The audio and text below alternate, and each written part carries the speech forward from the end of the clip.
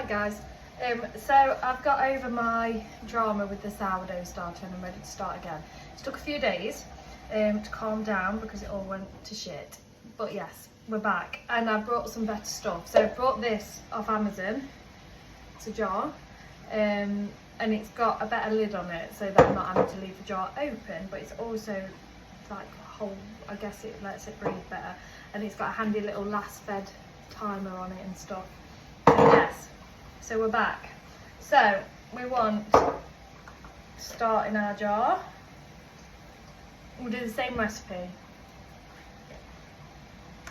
So we want 50 grams strong white bread flour. Now if you've watched my bread videos, I've been using, I can get it out, I've been using that one, but I need to use the Sainsbury's one up because it's got no purpose in my cupboard anymore, so I'm just going to use that. Let's go for 50 grams. 7.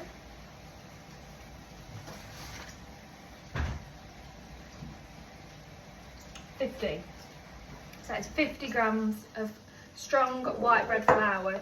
I mean, I think you can use any flour if you wanted whole grain or whatever, wholemeal, if that's what it's called.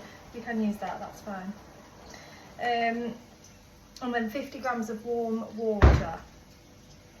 So this is where it gets a bit tricky. It goes really quickly.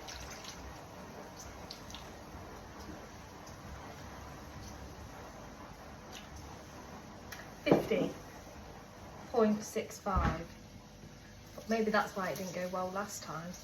So anyway, that's going to go in my jar with the flour, and I'm going to get a fork and I'm just going to give it a mixy mix.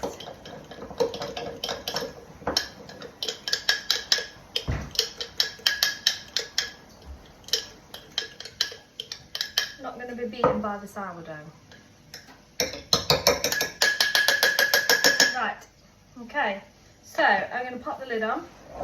Also, I think maybe I left it somewhere in the kitchen where it was quite cold, so this time I'm going to put it in the front room.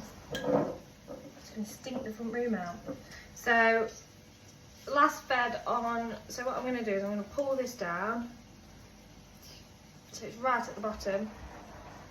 I can see then if it starts to grow. So I'm going to go last fed